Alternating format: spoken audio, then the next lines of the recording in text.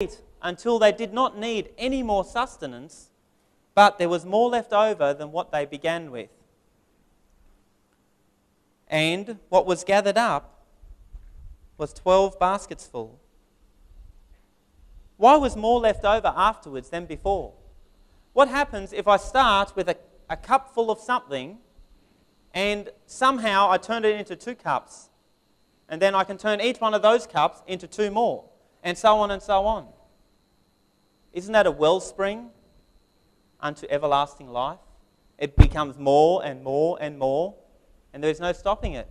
Jesus can multiply the bread, the Word of God, so much so that never does anyone need to go hungry.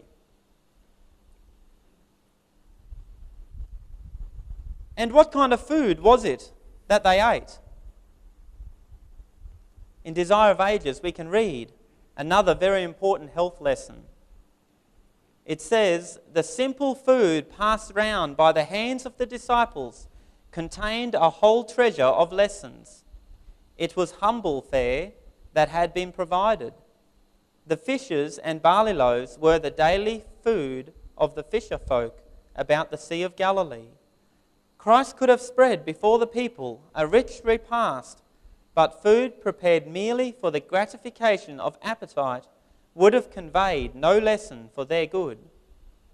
Christ taught them in this lesson that the natural provisions of God for man had been perverted.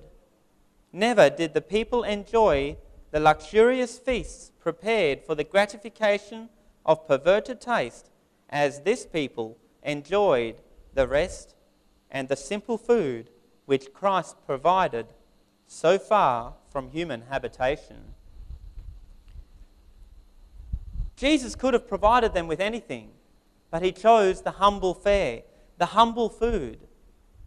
When we come together for a spiritual conference, for on Sabbath, or any time, we should remember that our food is to be of simple sustenance, simple, humble fare, and not purely for the gratification of appetite.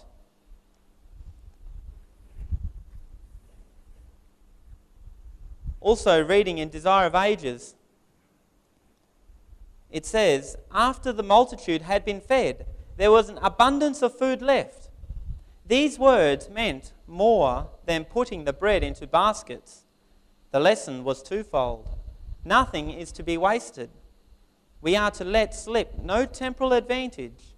We are to neglect nothing that will tend to benefit a human being, to benefit one another. And how do we benefit one another? Remember, we are applying this to spiritual food. If we receive spiritual food, what are we to do with it? Share it. Let's read on.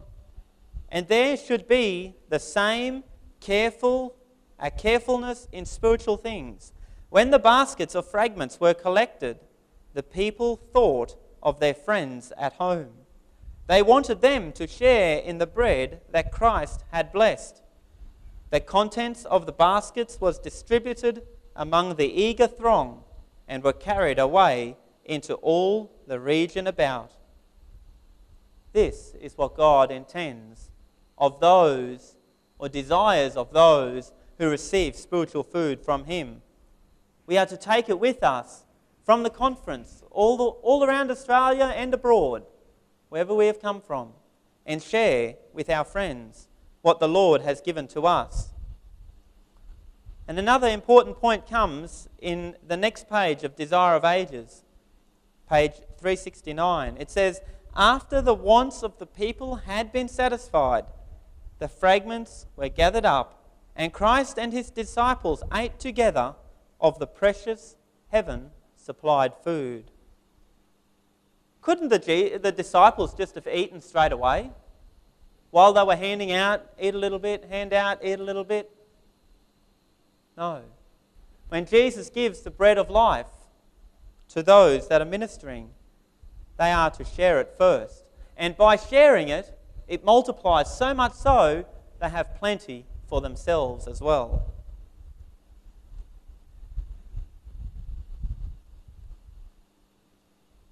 We come back to that point. Why did the disciples leave Jesus?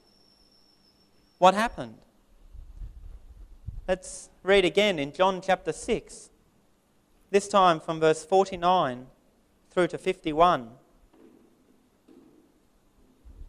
John 6:49. It says, "Your fathers did eat manna in the wilderness, and are dead. This is the bread which cometh down from heaven, that a man may eat thereof, and not die. I am the living bread which came down from heaven. If any man eat of this bread, he shall live forever. And the bread that I will give is my flesh, which I will give for the life of the world." I am the bread of life. Jesus reiterates, I am the living bread. And did the disciples like that Jesus said that? They didn't. They said, this is a hard saying. Who can hear it? We can't hear this. It's too much. They didn't understand. They did not know what Jesus was talking about. If we go down to verse 63, it is the Spirit that quickeneth. The flesh profiteth nothing. The words that I speak unto you, they are spirit and they are life. Without spiritual understanding, they are meaningless to us.